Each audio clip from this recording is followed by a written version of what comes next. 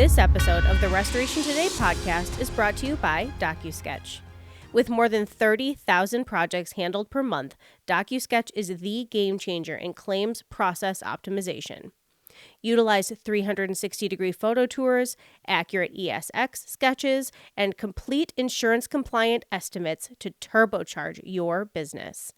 Don't be left behind and try DocuSketch today. Go to DocuSketch.com, the most valuable tool in your tool belt. This episode is also brought to you by Kahi. Kahi is the industry-leading asset tracking, remote monitoring, and vehicle telematics solution. Kahi is built by a restoration industry veteran and technology leaders. If you want to automate the tracking of your equipment and optimize your operation, Kahi is your solution. Visit kahi.io/CR podcast for an exclusive offer. That's kahi.io/CR podcast. Hey, Restorers. Thanks for checking out this episode of the Restoration Today podcast. I have a very familiar face with me today. I have Nelson Higgins. He's the VP of North America with DocuSketch. He's also an Xactimate Certified Trainer. And we're here to talk today a lot about remote estimating. DocuSketch was just announced very recently, we're recording this at the end of 2023, that they are offering estimating as a service, which is something new. And I know in talking to contractors all the time that more and more contractors are looking for remote estimators versus maybe hiring so many in-house estimators these days. This is kind of a trend and a direction that the industry is going in. And Nelson knows a lot about all of this area. So he's the perfect person to talk about kind of best practices if you're looking for a remote estimator, how to ensure that you're getting accurate estimates from these people, what they're going to be looking for as far as documentation goes, all of those things. So I'm going to toss it over to Nelson. Thank you so much for being here. I'm going to have you introduce yourself and share a little bit about your background in the industry. Sure. No, thanks for having me. Always glad to talk with CNR. I'm Nelson Higgins. I'm old, as we talked about a little bit earlier. I've been in the industry for 40 years, thereabouts, 41 years. I'm one of the lucky people that got to grow up in a family of restoration. So I got taken out of school pretty young and was popped into the restoration. I was lucky enough to be able to get to extract water and tear out carpets and do all those things before I was ever allowed to use Xactimate. So I understand the concept of what was going through there, and Xactimate's a beast in itself. I've been an Xactimate trainer for upwards of 10 years now, and I will probably never stop being a trainer. I love Xactimate. I think it's a great program. CoreLogic's coming along now with Symbility. Symbility's another booming product. So when we start talking about estimating, we're not just talking about Xactimate anymore. We have two programs we have to deal with. So it's a big venture where the industry is going to go. Before we kind of dive into remote estimating, what are maybe a couple of the biggest changes you've seen in the industry in the last 40 years then? I mean, there's been massive changes, obviously, but can you pick out a couple that are like, this was a game changer for the industry, maybe? For sure. Obviously, technology is huge. When I started in the industry, writing estimates was on a piece of paper. There was no such thing as Xactimate. And then Blue Book came along, which was a big thing. And then Xactimate was huge. It was definitely a game changer in the industry, for sure. It's, 1987, when it came to Canada, where I live, it changed everything that had happened. As we go through the future of what it brings, technology has got to be the biggest game changer the industry has ever seen. With demands that are happening from insurance carriers right now, and what technology can do to help speed up your day, help your people get through more jobs faster, is honestly and truly, I think, the biggest thing that has ever changed the industry in my time in the industry, for sure, 100%. And talk a little bit about DocuSketch and what DocuSketch does for people that aren't maybe familiar. Yeah, so DocuSketch is 360 platform for technology to document a home. Pictures are great. Pictures, you hear lots of people talk all the time that will say, if you didn't take a picture of it, it didn't happen. That means you didn't document it. 360 takes away that. You can't miss a photo with 360 imagery. You can now, DocuSketch will give you the 360 imagery very fast. You can do a 2,500 square foot home in under 10 minutes. It gives you full walkthrough of the whole home, plus all of your measurements already done and in Xactimate, ready to go.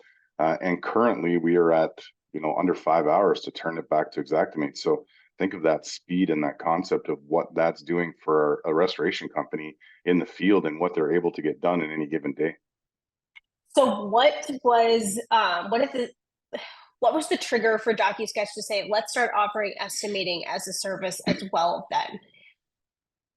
So the one great thing about the owners of DocuSketch, from the very first day I met them, they always had the same mandate in mind. They wanted to bring a change to the industry that made it better.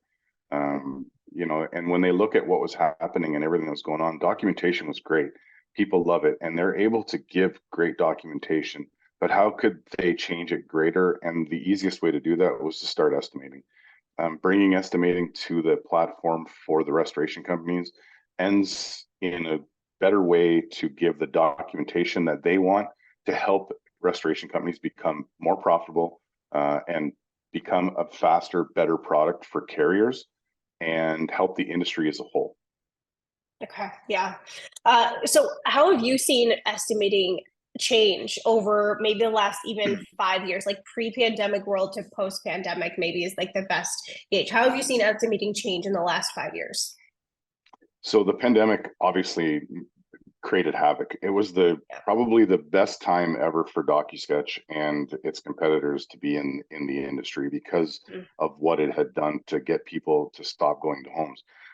Estimating as a whole, though, has changed a lot because the mandate of having the estimates done within a certain time frame, which was at some point, and some carriers are still at 7 days or 5 days. You're getting it down to the point now where carriers could literally be at 3 days or 4 days, and they're going to keep pushing it downward.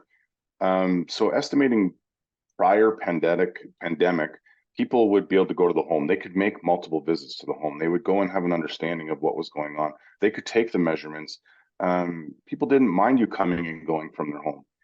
In the pandemic, people got worried about people coming to their home. They had to try to stop as many people as possible from going to a home. So with the technology to be able to do it, and then putting expert estimators in place, you could see things happening faster. So your people were at PM, for example, would have to deal with a homeowner more by phone and by technology, giving them less time to deal with writing an estimate. So to try to meet the demand, the best way to deal with it was go to a third-party estimating company and get that estimate written properly and fast. The industry, ironically, has lots of experts. We have what I believe to be one of the hardest industries there is for a project manager to ever be in.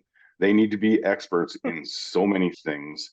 Yeah. It is crazy. So, and I mean an expert from construction to decorating, because homeowners often ask, what do you think? What kind of flooring? What should I do? To being able to write an estimate in 2 different platforms and experts in managing their time and ironically experts in psychology, because we're normally dealing with someone crying or their main asset's been damaged or their main moneymaker, if it's a commercial building, has been damaged. So they've got so many things they have to deal with. And the industry, when the IICRC became available and the RIA became available and made it that you had to have these experts, you had to have water experts, you had to have smoke experts. Project managers don't necessarily need to be experts in that anymore. Project managers don't necessarily need to be experts in estimating anymore, because there are so many great estimators in North America. Most of them work for third-party companies. So taking that relief off of the PM, I think, has become a big thing since the pandemic. And more companies are seeing and understanding it, that they can get a lot more done for a lesser cost than a PM sitting at a desk. Yes. So what are some of the best practices for contractors who are going out and looking for a remote estimator or remote estimating service? Kind of what questions should they be asking as they're talking to different people or companies that might offer it? Some of the bigger questions you're going to want to ask is how they take their information and what kind of information they want. Because if somebody wants just a scope and they don't want photos, there's a pretty good chance that company is not going to be able to help you engage better line items, because if they can't see the work, they're not going to be able to help you get it done. Other big one would be cycle time. If you're going to give somebody an estimate, it's going to take 2 weeks. It's of no advantage to you for it. Cost is a huge factor. It's really when you start to get into the cost of it, if it costing you, if you can have a PM or an estimate writer, your own estimator for $75,000, and it's going to cost you $100,000 to have the work done, you've really got to be looking at it to say, okay, what is it that you need? In a lot of cases, we have a lot of clients that pay way more than that, but they also would need 3 estimators. So, the cost factor is a big piece for sure. And then obviously their capability of using the system. Can they use both? Are they able to write an Xactimate? And what kind of estimates can they write? Because ironically, the one thing I've got to learn a lot of in hiring people, as well as we've grown our business, is that there's a lot of great estimators that can write mitigation, but a lot of them can't write recon. They just can't do it, or they can't do contents. So you really have to make sure that you've got a company that's well-rounded in all aspects of it. And what does it mean to be an Xactimate certified estimator, or like you're a trainer, but I know that there's different levels of Xactimate certifications that you can get. How valuable is that? What does that mean if an estimator has that on their resume? I think double-edged sword for that for me. So I truly believe there's great value in it. I think that if you had the ability to sign up to Xactimate and go through your levels and get your level 1, 2, or 3, that value add for you is fantastic. That being said, the downside to that is they expect you to do it every 2 years. Once you've had it once, should you have to renew every 2 years? I'm of the side that I don't think you really need to, because if the system hasn't changed that much. Now, when Xactimate went from 28 to X, then everybody should recertify, in my opinion. And if they go from X to X3, then everybody should recertify. Totally, just like a trainer, we have to renew every 2 years, and we have to recertify every 2 years. But for people in the field, if they've gained their level, I think they should be able to use it and keep it almost like a CE credit, when you think of it, because if you're using Xactimate every day, you know the system well enough that you should be able to log hours to Xactimate to say, okay, I've logged enough hours to keep my level 3. And it's something I've brought up with Xactware before, or Verisk. So hopefully one day they'll change it for sure. What about contractors that need estimates done in CoreLogic's Claims Connect? Is there any knowledge base out there yet? This is a question that's been posed to me a few times, and I don't really know the answer. So where does that all stand? CoreLogic's done an amazing job in producing video and putting training out, and they have various training sessions. They are as well working on giving everybody their levels, so to speak. You can become a certified CoreLogic user. Great program. They did a fantastic job with it. And if people learn it, it's great. The program is a fantastic program. Its database is growing. It's gaining ground. It is a great program to use. A lot of people hate change, unfortunately. So hopefully one day they keep that growth and everybody decides to use both programs easily. Yeah.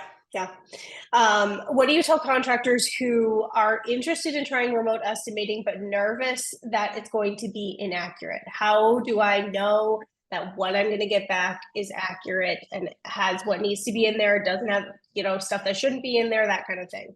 It's a great question. So we at DocuSketch, we're fairly lucky. Again, we have a pretty large staff. So we have a very large, what we call estimate side staff that help onboard our new clients so that we can learn a client. Our big thing of late is first learning how a client likes their estimate, how they want to see it, what's the layout they want to be in. It's a very big thing. We've gone through our bumps and ups and downs where we gain a client, lose a client, because we just couldn't do that. Secondly, they need to be able to tell them what they need. For us, we're very lucky with DocuSketch because we have the ability of having a timeline tour so we can see before and after.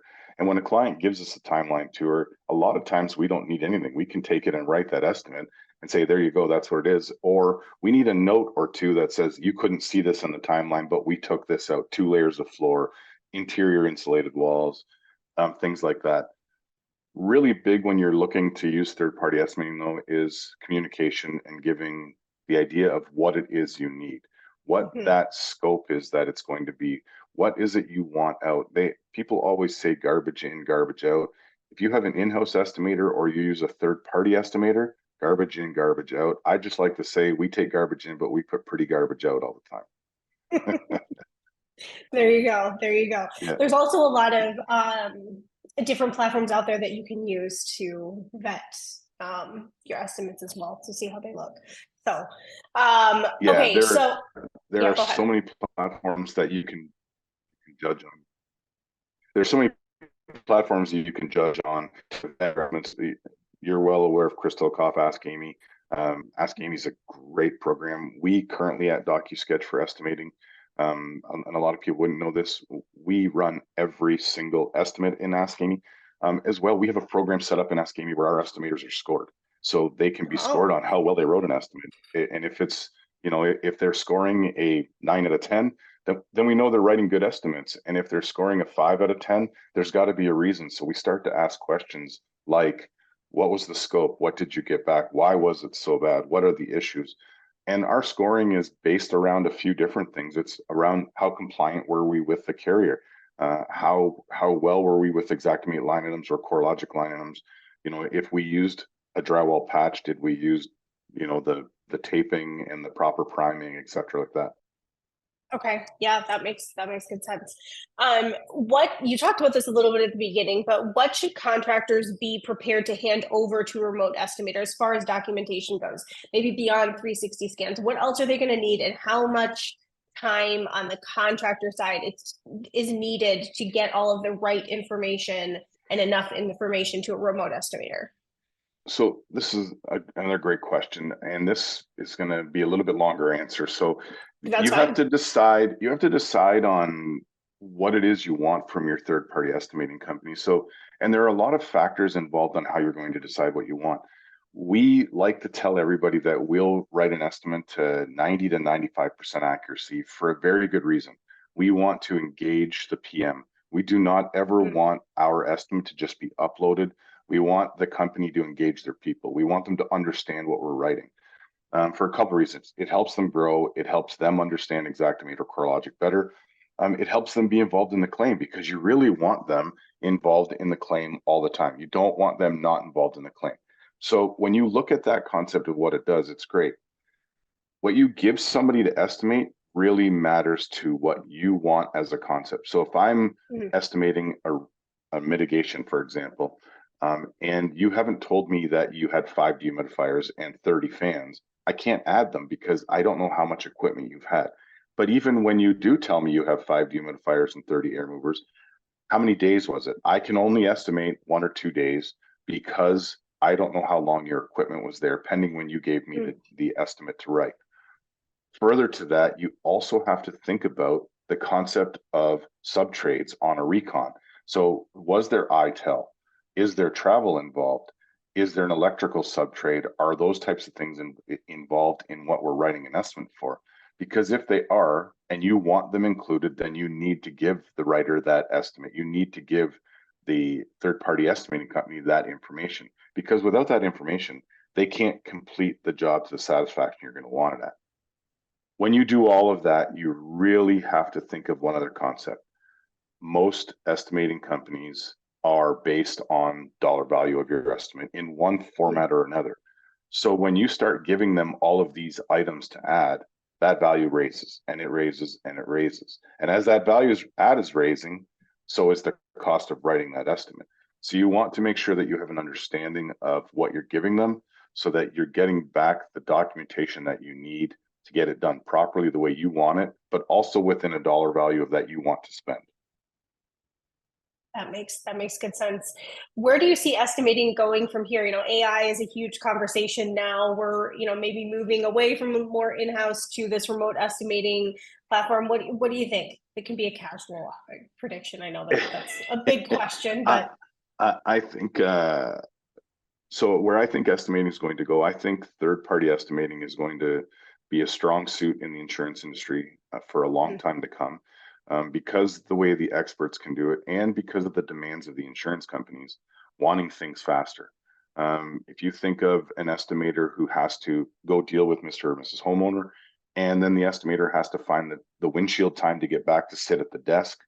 And when they're sitting at the desk, there's really no return on investment for someone to sit at a desk. So then while your people are in the field trying to keep everybody happy, you hire an estimator. You need to look at that estimator and say, okay, how many estimates a day can you do? And if it's at a point where they're doing very little, then that concept of having an in-house estimator isn't working.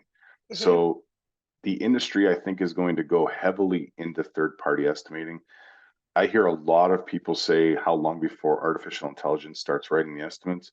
I think everybody's got their opinion of it. I think if somebody's to ask me right now, I always say to people, I'm going to guess within 2 years, you'll start to see that artificial intelligence will be writing some estimates, but I think it'll start on the contents more than anything. Contents recognition is a lot easier to do than anything right now. And I think you'll see those estimates start to flow out, but currently the industry is in for a couple of year ride of estimators that are experts in what they do and letting the project managers do what they do best, and that's deal with homeowners and keep growing. You know, I think the industry has a lot of growth ahead of it. There's a lot of acquiring happening right now, and a lot of it back. And I know Phil Rosenberg and I are good buddies, and you at one point I can remember talking with Phil, and he said there was numbers around how much a PM could do successfully and keep the customers happy on a year. And the number, it's a long time ago, I think it was 2.3 million or 2.4 million dollars, and then you would need another PM. With the way the estimating is right now, that same PM could easily handle double what they could have handled before, because they're not spending any time at the desk. They're not sitting behind a computer. They're in the field doing what they do very well. That makes sense. That makes sense. Okay. Well, we'll see what happens. All right. Yeah. Whenever I have veterans in the industry on, I love to ask for favorite stories from the industry. So lighten it up here a little bit. And it can be from a job site, it can be from, gosh, a trade show. You and I have been to many. Anything, like a favorite story or memory from the last 40-ish years. I think one of my favorite stories ever that I always get to tell people, when my dad was alive and I would go in to clean a house with him, we would have what were called walk planks or ladder planks in a staircase. And people will always laugh at me because I was tall enough and my dad was very small. And instead of setting everything up in the way we would have to set it up in a staircase now, my dad would actually make me hold the walk plank on my head and walk up a ladder till he was high enough so that he could clean the ceiling or clean the walls. And then we would come back down and he would clean it, and no safety, nothing like that. All those things are gone back in that day. And so I was the walk plank. So I was the ladder. I was almost like the machine going up and down and coming. So it's one of my stories that we tell all the time. We get a good laugh out of, and yeah, it was one that'll never leave me. The other ones were just too dangerous. We can't talk about those. That's hilarious. Well, yeah. I know everybody's got stories you live to tell about them usually, so it's good. We all do, and the industry as a whole is very small. There's a lot of great people in our industry that get along a lot, and it's ironic. You know, you said earlier, there are so many third-party estimating companies, and I probably know the owners of most of them. I get along great with them. I have nothing bad to say about any single one of them, nor do I have anything bad to say about any of our competitors where in the 360 world. It's an industry where you don't speak bad of somebody else, and you hope for the best for everybody. And I have a saying that I like to say all the time to people. In 40 years, right now, I'm trying to get it written on our DocuSketch shirts.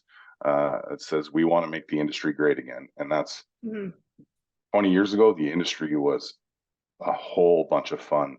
The way it is in the last 20 years has really changed, and it's not as much fun. And yes, it is business, but every business can have fun. And the industry has gotten a lot better in the last 10 years. But it would be great to see the industry be great again. Love it. Awesome. Well, Nelson, thank you so much. I look forward to seeing you at many an industry show come show season, because we're almost there. So yeah. have a great rest of your day. Thank you so much. For more restoration today and the latest news, visit our website, cnrmagazine.com.